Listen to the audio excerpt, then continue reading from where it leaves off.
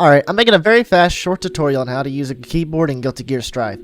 The other tutorials take way too long to get to the point, so I'm just going to start it off really fast.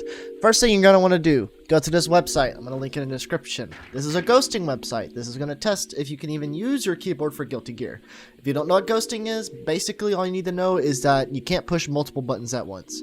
Easiest test to do to figure out if you can use your keyboard for Guilty Gear Strive is, can you hold down ASD and HJKL and whatnot?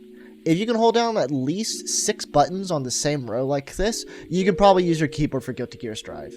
What you really want on your keyboard is that you can hold down all the buttons at once, but you know, that's not necessary. If you can hold down at least 3 at once, you'll be fine. Alright, if your keyboard cannot do that, then I recommend buying a mechanical keyboard. I'm going to link this one in the description.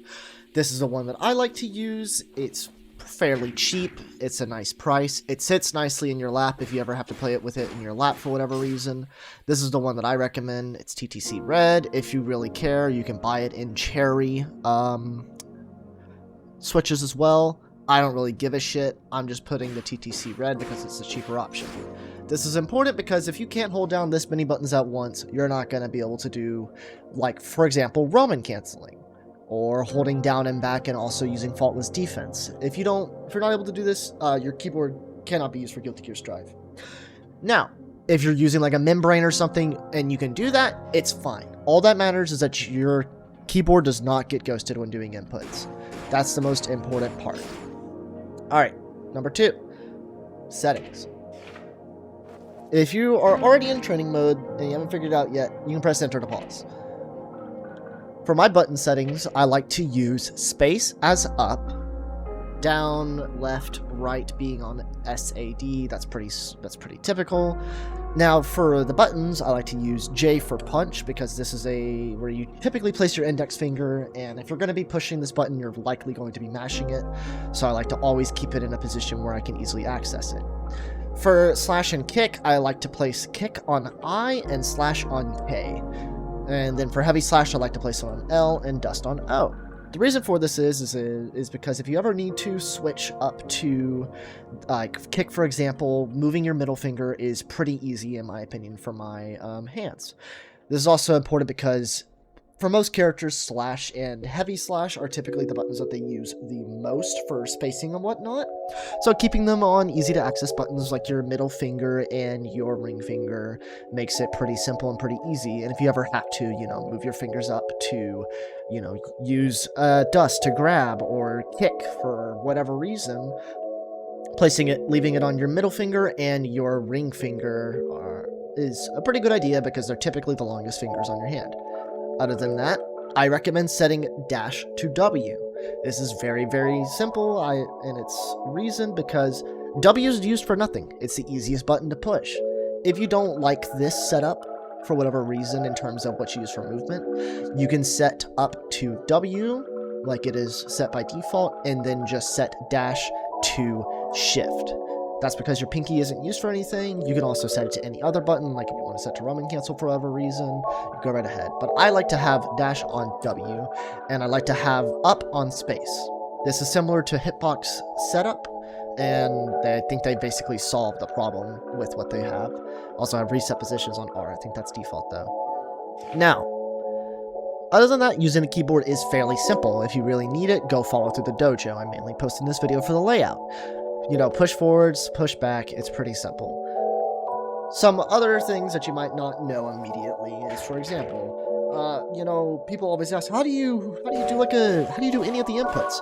Well, it's pretty simple. You are literally just rolling your finger from like S to D, essentially. You push S, then you hold down D, and then you keep holding D. So you just roll between those. If you don't know how to enable the virtual display in the bottom left, you can go all the way down to, training settings, and then display settings, and virtual controller display. Set it to one player only, set it to whatever you want. But this is important to have on because it'll show you what you're doing wrong with your inputs, especially because for most people, it isn't immediately clear what you might be doing wrong when using keyboard inputs and whatnot. Other than that, just learn your command list to do, for example, a dragon punch, which is a forwards and then down, down, forwards. All you have to do is hold D, then push S, and then D. It should look like that in the bottom left. D, SD, D, SD, D, SD. Should be pretty simple. If you need a visual on that, here's a good visual. Looks like D, SD, D, SD, D, SD.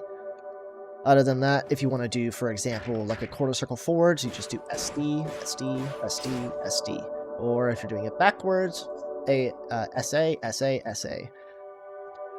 Jumping is simple as well. Push space for up. If you want to very quickly do like an air grab, just push the button once. Don't hold the space bar, and then just push the dust button.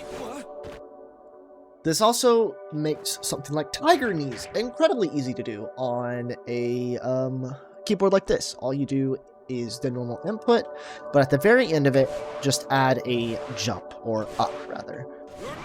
And in order to do that, like for example, a tiger knee stud edge, you just do your forward Hadouken input, push up, and then push slash or heavy slash, depending on which version you want.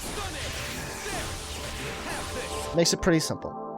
Again, to do a dragon punch, S, DS, done. S, DS, there you go. Now something like a, I forget what it's called, like a half circle forwards, that can be a little bit more complicated to get used to. Especially because now since you're on keyboard, you can sometimes just input it straight up too fast. If you don't follow through exactly, you can very typically miss the back part of it. It's very easy to miss if you go too fast. So remember to be very deliberate with your input. You do D, S, S, S, A, and then D again. It would look like this on a visual.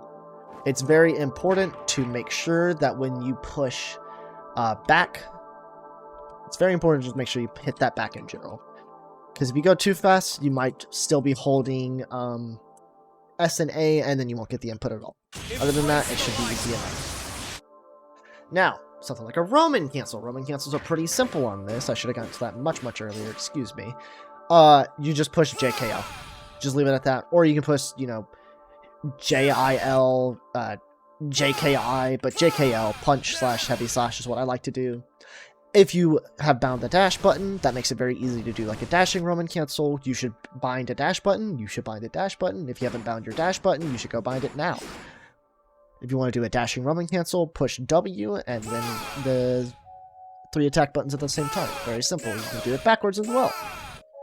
If you want to dash backwards, hold A, push W. Keep it simple. The dash button is so important. You should bind it if you haven't already. I cannot make that clear enough. Other than that, the main thing that I wanted to show off here was the button settings. Space for up, punch on J, kick on I, slash on K, heavy slash on L, dust on O, and then for your, what is it, dash, put it on W. That's the simplest way to put it. I'll just put the shit in the description. There you go. That's all. Really shit video, really fast, no script, whatever. Have a good night.